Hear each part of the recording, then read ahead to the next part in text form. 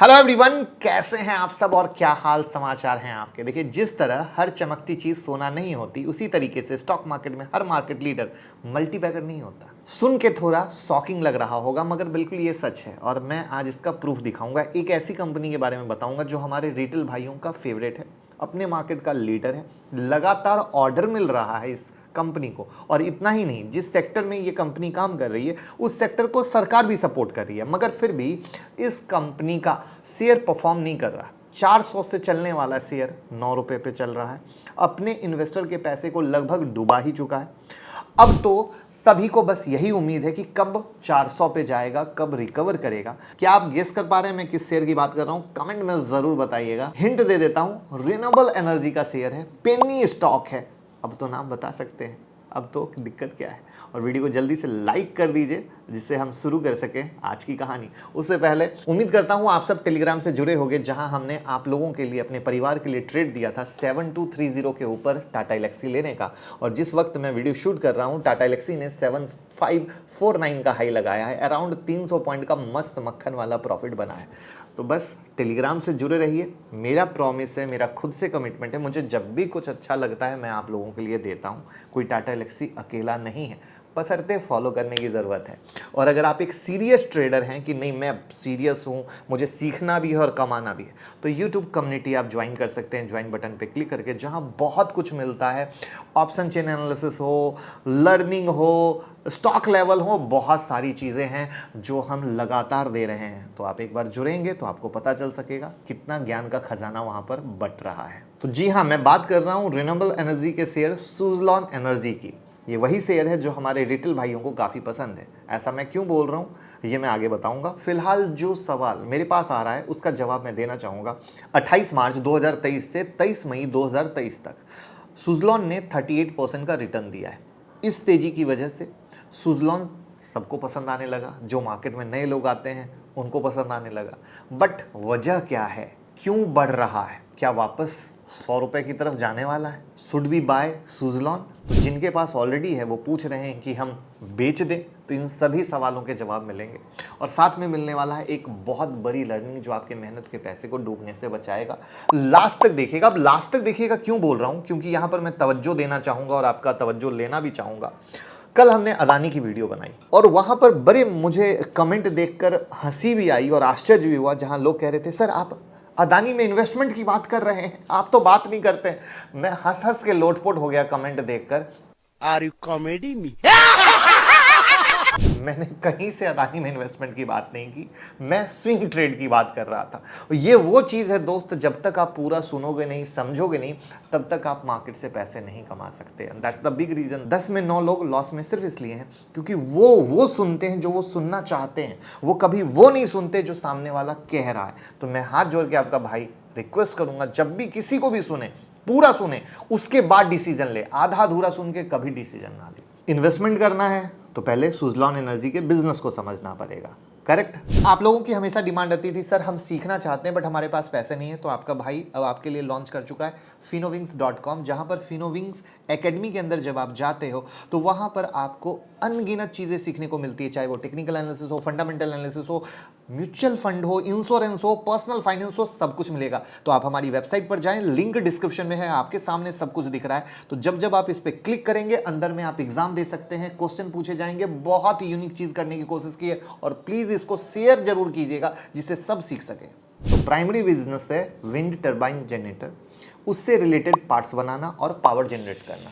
Wind turbine generator air के through power generate करता है। सुज़लॉन एनर्जी का टोटल 4 बिजनेस सेगमेंट है। पहला है ट्रांसफार्मर बिजनेस, इसके लिए वडोदरा में इनके पास ट्रांसफार्मर मैन्युफैक्चरिंग प्लांट है। दूसरा है जनरेटर बिजनेस, इसके लिए कंपनी के पास चाकन में जनरेटर मैन्युफैक्चरिंग और सर्विस प्लांट है। तीसरा बिजनेस है टावर का, सुज़लॉन एनर्जी अपने कक्ष प्लांट में टावर मैन्युफैक्चरिंग करती है। फोर्थ बिजनेस सेगमेंट है रोटस ब्लेड एंड पैनल का, इसमें पैनल्स मैन्युफैक्चरिंग के लिए सुज़लॉन के पास कोयम्बटूर में प्लांट है और रोटर ब्लेड मैन्युफैक्चरिंग के लिए जैसलमेर में प्लांट है। चलिए अब सुज़लॉन एनर्जी के बिजनेस को समरी में लाते हैं कि कंपनी पहले विंड टरबाइन जनरेटर बनाती है, फिर टावर और ब्लेड बनाती है। इसके थ्रू जो इलेक्ट्रिसिटी जनरेट होती है उसे ट्रांसफार्मर के थ्रू ट्रांसफर करता है। तो ये हो गया सुजलॉन एनर्जी का complete business. Suzlon energy India में विंड एनर्जी प्रोडक्शन में नंबर 1 कंपनी है। ग्लोबली भी 17 कंट्री में इनकी प्रेजेंस है।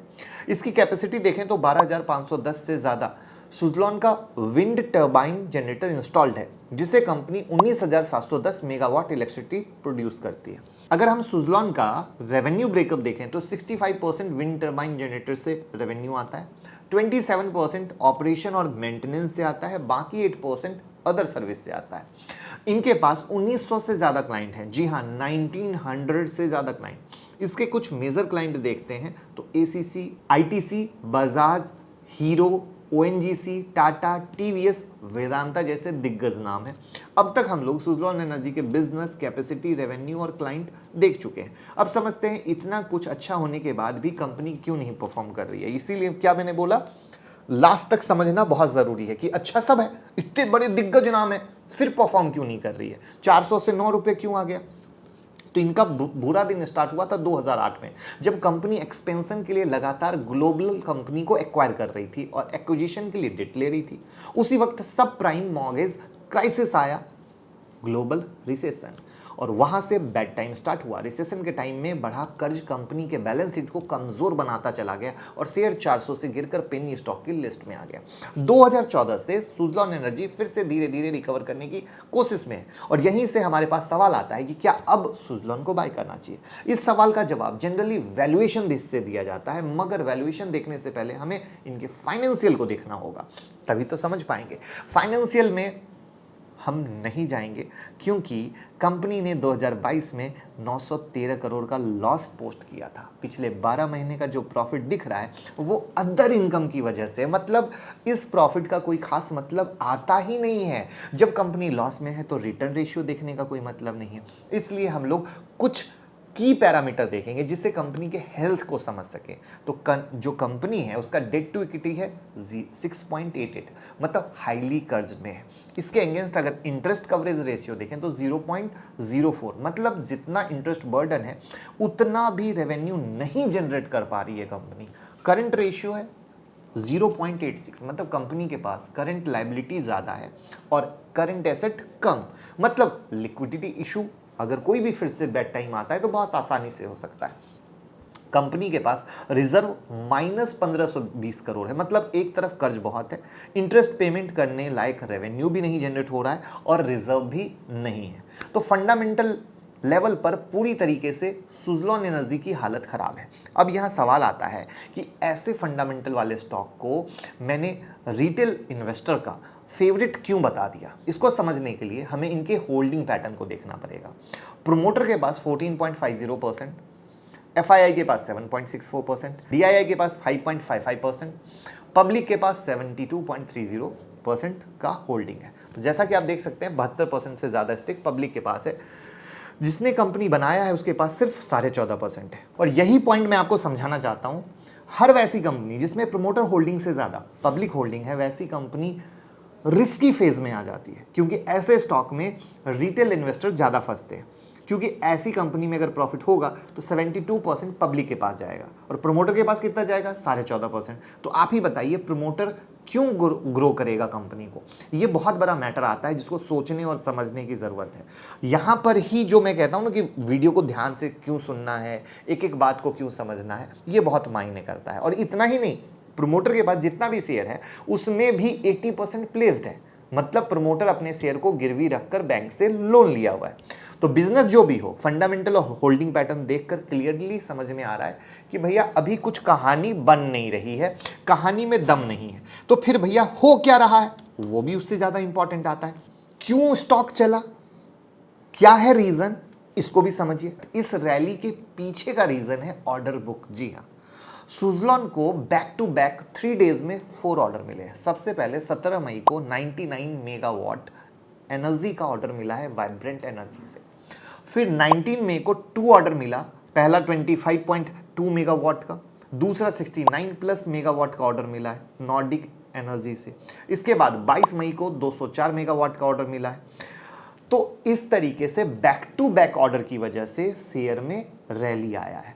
जिसकी वजह से जैसे ही आपको पता है सस्ता शेयर क्या होता है, जब भागना शुरू होता है तो रिटेलर को बहुत इंटरेस्ट आने लगता है कि अरे अब तो ये भाग रहा है, अब इसके दिन अच्छे आ गए, मीडिया में आर्टिकल आने लगता है, वीडियो बनने लगती है, तो रिटेल भाई बस बिना जाने समझे सडनली उसको बाय कर लेते।